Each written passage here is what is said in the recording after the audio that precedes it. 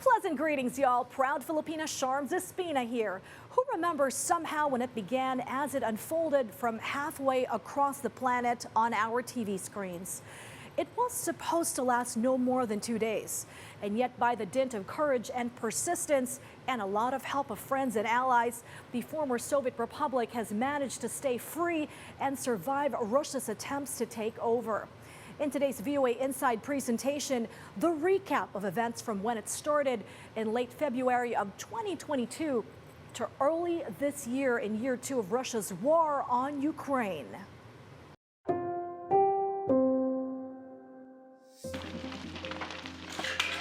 Another day of bombing, another year of Russia's war on Ukraine.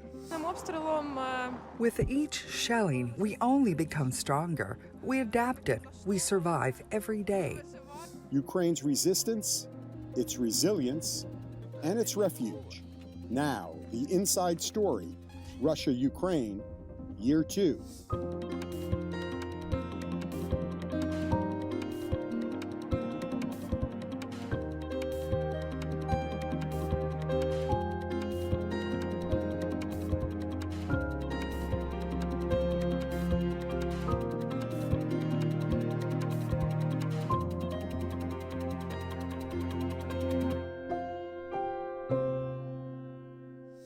Hi, I'm Carolyn Pursuti, VOA Senior Washington Correspondent at VOA's Rooftop Studio.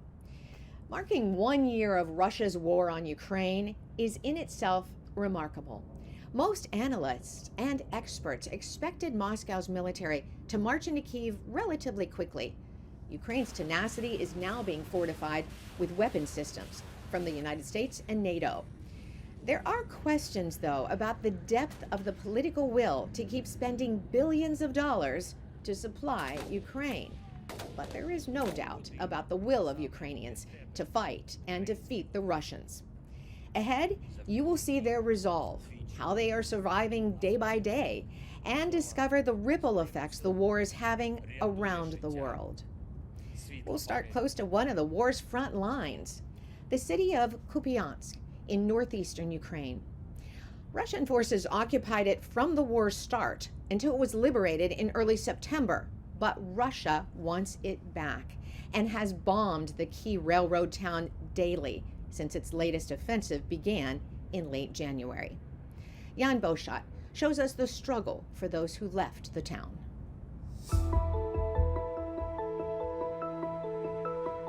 After months of enduring Russia's year-old war in Ukraine, a woman by the name of Nina says she has given up. We simply didn't expect anything like this.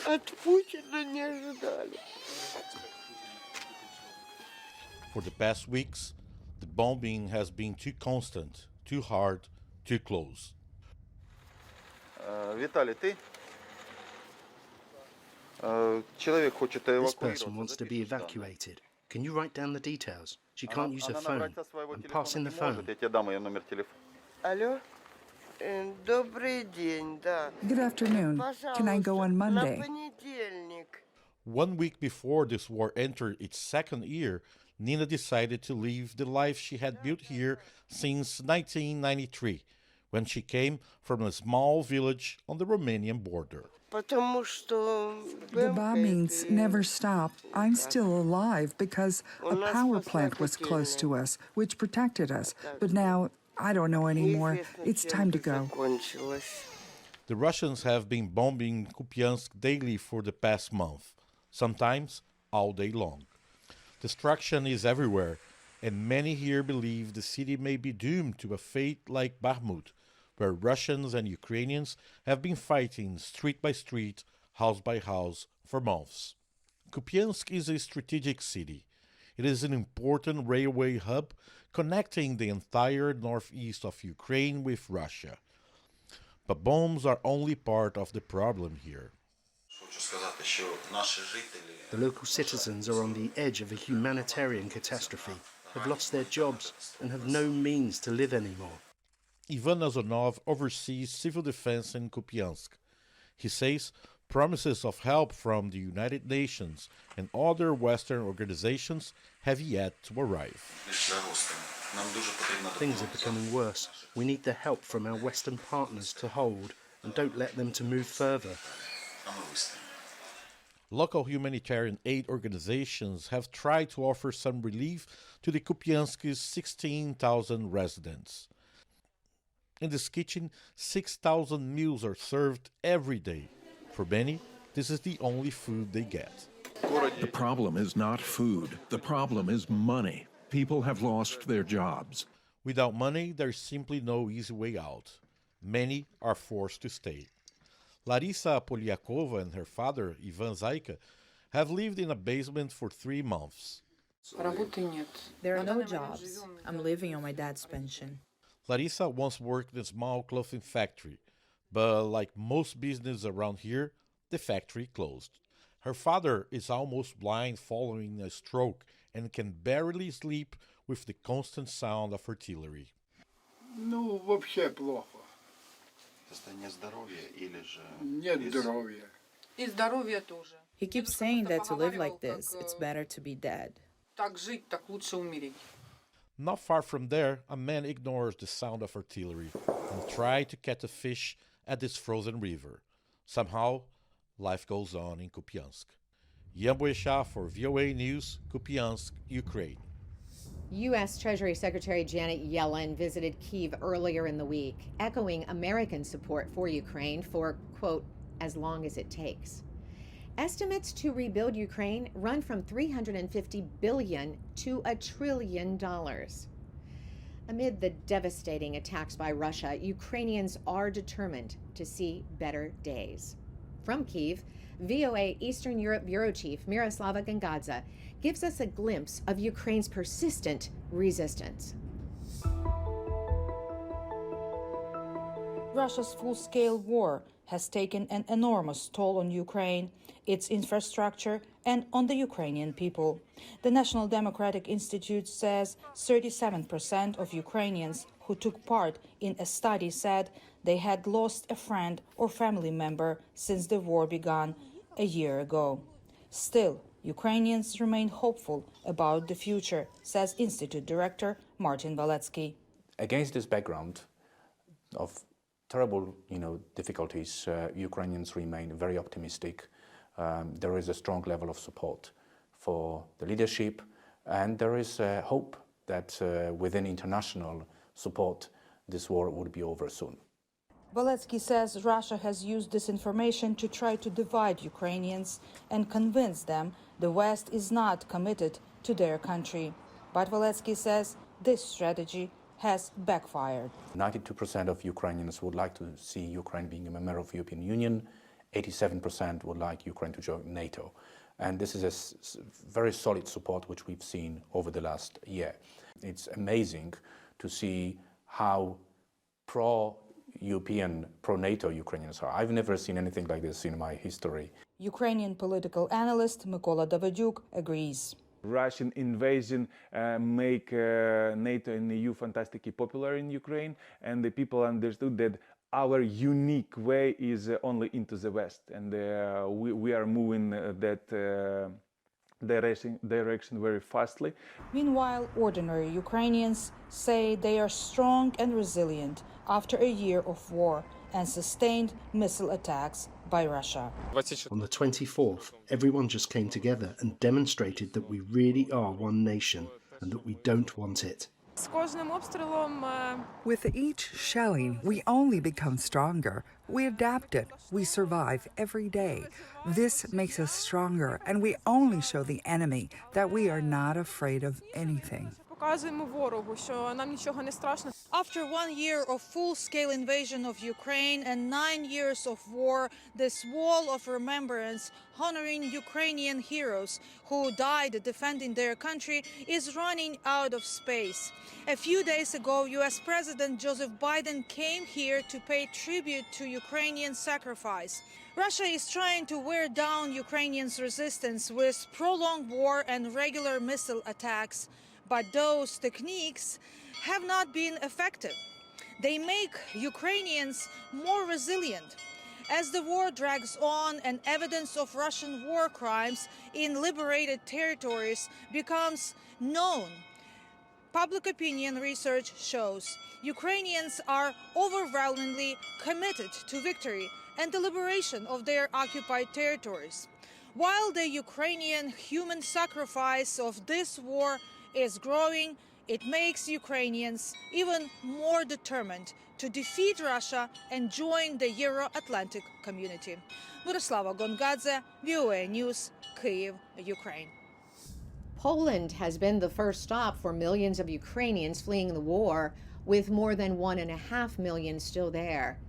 Some Ukrainians crossing into Poland may be surprised at who's lending a helping hand.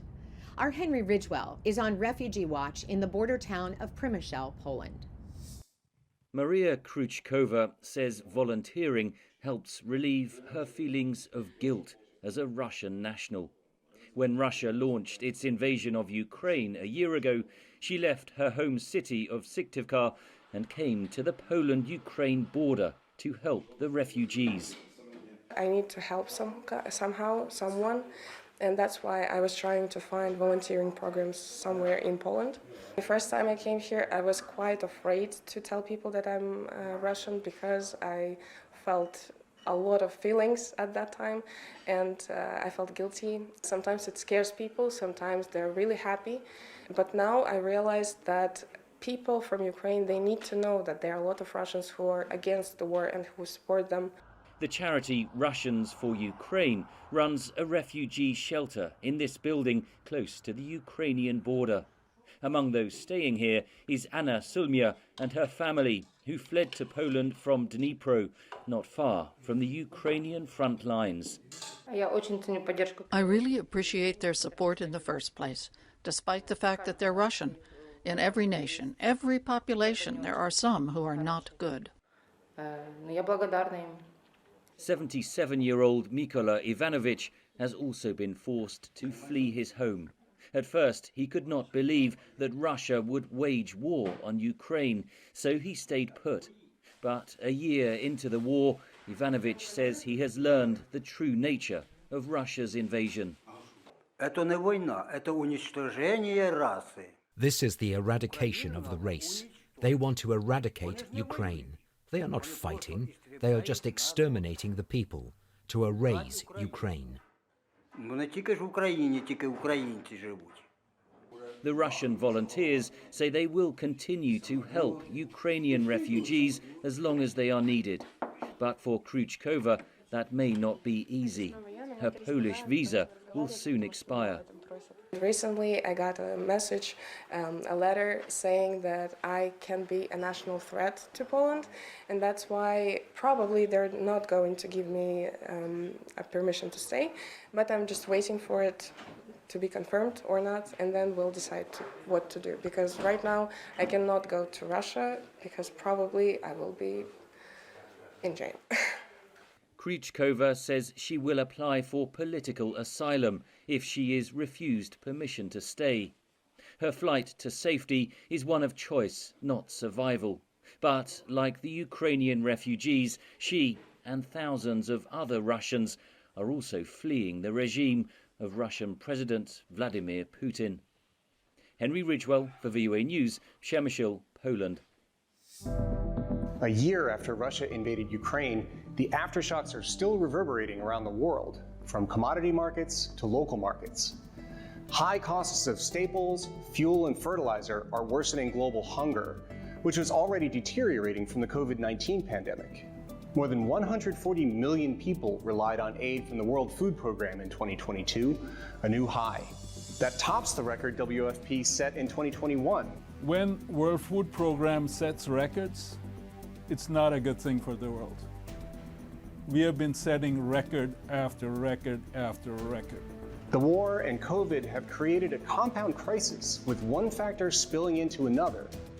Take food production, for example. Wheat, corn, and sunflower oil from Russia and Ukraine supplied a significant chunk of global markets before the war. That's the first factor. A lot of the world's staples come from just a few places. Less than 10 countries make up like 80-90% of exports of these commodities. and less than 5% hold like 80-90% of the stocks, reserves of these commodities. So when anything happens to any one of them, we feel the pain around the world. One thing that happened before the war was bad weather in a few of those exporting countries. Those kinds of weather extremes are becoming more common with climate change. Bad weather causes bad harvests, which lead to price increases. They were already near record highs when the war broke out on February 24th, 2022. The surges in food prices we saw starting February last year came after a year before of already surging prices. So it was a surge on top of a previous surge. Energy markets also had a surge on top of a surge. Prices were already rising as the world recovered from COVID and raised demand. The war shook up oil and gas markets because Russia is a major producer. That raises food prices in two ways. First, it takes energy to make and transport food. Second, natural gas is key to making nitrogen fertilizer. The process takes a lot of energy, and it also uses natural gas as a main ingredient. Fertilizer prices also went up because Russia and Belarus were top suppliers, and both are under sanctions. The constraints to the mobility of fertilizers plus the increase in natural gas increased significantly the prices of fertilizers, which at the maximum went 4 times higher than in the previous year. The high cost of fertilizer is dragging out the impacts of the war into the next growing season. It means crops cost more to grow, so farmers grow less. That spreads the war's effects from Ukraine all the way to Asia. The major concern outside of the war is the issue on rice, which is a consequence, an indirect consequence of the increasing price of fertilizers because of the war. Growing rice uses a lot of fertilizer. Rice prices are rising because farmers are growing less.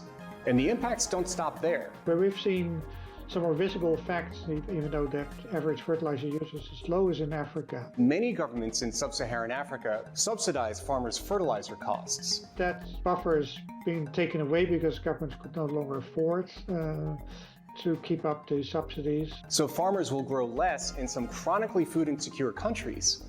High fertilizer costs are one part of a cascading crisis in these countries. Many also subsidize the cost of food and fuel, and those costs are crushing their budgets.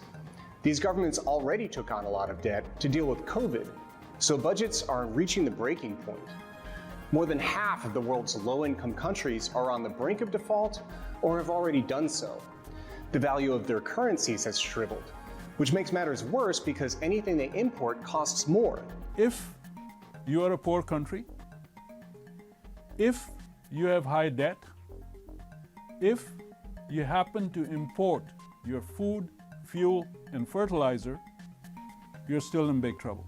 And the effects radiate out to prices in local markets, making food harder to afford. The fallout from Russia's invasion of Ukraine is leaving people hungry far from the battlefield. Just because of the war in Ukraine, we calculated an increase in 10.7 million people more chronically undernourished. WFP says 349 million people in 79 countries are struggling to get enough food, and more than 900,000 are close to famine. Prices have backed off a bit from last year's record highs, but there's little comfort in that. Yes, prices are coming down at the global level, but no, it doesn't mean that life has been sorted out and everything is great in the countries where we work. We are definitely not out of the woods. U.S. Secretary of State Anthony Blinken visited Kazakhstan and Uzbekistan this week to, in the words of the State Department, deepen bilateral cooperation. Both countries were among the 32 that abstained from a non-binding UN resolution calling for Russia to immediately withdraw from Ukraine. Another abstention, Pakistan. The import-dependent country is facing soaring domestic prices while maintaining trade with Moscow for cheap energy. VOA Islamabad Bureau Chief Sara Zaman explains the diplomatic tightrope Pakistan is trying to walk. Russia's war in Ukraine derailed Ali Hasnan's plan to acquire an affordable foreign degree in medicine. Hasnan was among hundreds of Pakistani students who fled Ukraine when Russian tanks rolled in. I am not in touch with anyone in Ukraine because of the conditions there. I applied for admission to med school in Pakistan too, but could not succeed due to the high grades required here. Russia's war put Pakistan in a difficult position on the world stage. Images of then Pakistani Prime Minister Imran Khan meeting with Russian President Vladimir Putin in Moscow on the day Russian forces entered Ukraine embarrassed Islamabad. As supply disruptions pushed up food and fuel prices around the world, Pakistan's import-dependent economy, already beleaguered by the COVID-19 pandemic, devastating floods, and mounting debt, faced increasing pressure. Despite calling for peace, Pakistan, like a few dozen other countries, continued to abstain from voting on US-led UN resolutions that condemned Russian aggression. I think the broader dynamic was that Pakistan wanted to maintain good ties with all major powers. The question arose essentially in the context of US-China competition, but I think the point was well made that we want to have good ties with US, with China, but also with Russia and all other powers. Driven by growing food insecurity, Pakistan increased wheat imports from Russia. As its neighbor and arch-rival India ramped up cheap energy imports from Moscow to a record high, Pakistan pushed for discounted Russian oil and gas as well. The two sides may reach a formal deal late in March. Ukraine's ambassador to Pakistan, Markian Chuchuk, says Islamabad's policy of staying neutral in the conflict while doing business with Russia is ultimately helping Moscow. A responsible country should not turn a blind eye to the fact that in doing business with Russia, it may support waging war through oil money. Ukraine, a major supplier of wheat to Pakistan, saw bilateral trade drop 73% as its exports came under Russian attacks. If Pakistan condemns Russian aggression against Ukraine, it doesn't mean that it becomes a puppet of the West. That may be a position of a sovereign state. Chaudhry says Pakistan is exercising autonomy but not taking sides. With Ali Furqan and Gaitiar Anis, Sara Zaman, VOA News, Islamabad. Casualties of war that are difficult to calculate are culture and the arts. Dozens of Ukrainian ballet dancers fled over the past year of war, finding their way to the Netherlands to form a ballet company in exile. Maria Ulyanovska caught up with them during a performance here in Washington. These 6 dancers from Ukraine were forced to leave their homeland after Russia invaded. Today they make their home in the Netherlands, where they formed the United Ukrainian Ballet Company, and then embarked on a world tour that included a stop in Washington. I had to grow up very fast. Back in Kiev, I lived with my parents. And when I had to leave Ukraine, I got to visit over 20 countries in a year. It was such a sudden change, but I'm getting used to it. For a month, we lived a very tough life, and I realized I couldn't go on like that. I decided to leave. There was no work. The theater wasn't working then. Before the war, Dmytro Borodai also danced with the National Opera of Ukraine. After Russia invaded, he traveled west from Kiev on foot. We decided to just walk towards Khmelnytsky, so that's what we did. A couple of times we got picked by cars passing by, but in general, it was pure survival. The idea to unite Ukrainian ballet dancers from across the country into one company came from Dutch ballerina Igona de Jong. At the time I was dancing with 2 Ukrainian stars from the Kiev National Opera, and when the war started they were in Holland with me, and then through them I heard all these stories of their colleagues and friends in these horrible situations, and then I thought I want to try and help as many people as I can. Many of the dancers never imagined they would end up in The Hague, let alone continue to perform and go on world tours.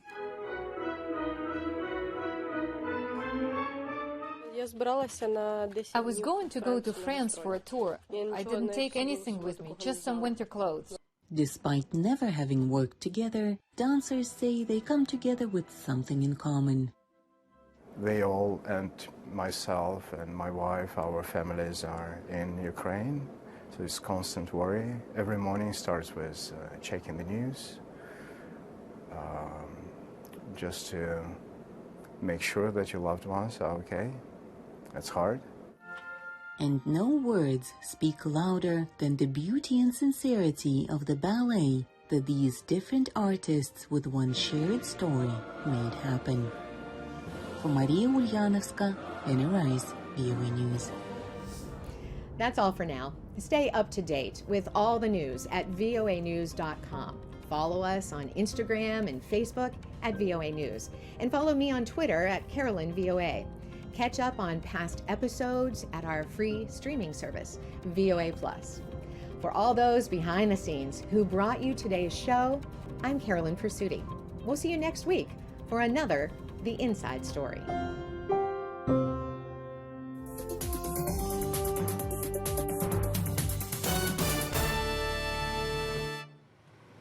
And that's a wrap for today's show. Perhaps you came out a tad more aware as much as we did bringing it to you. And we look forward to our next presentation. And don't forget to always work hard, aim high, and stay true, and turn that frown upside down while you catch the news right here. This has been Sharms Espina for Stories from the Grid.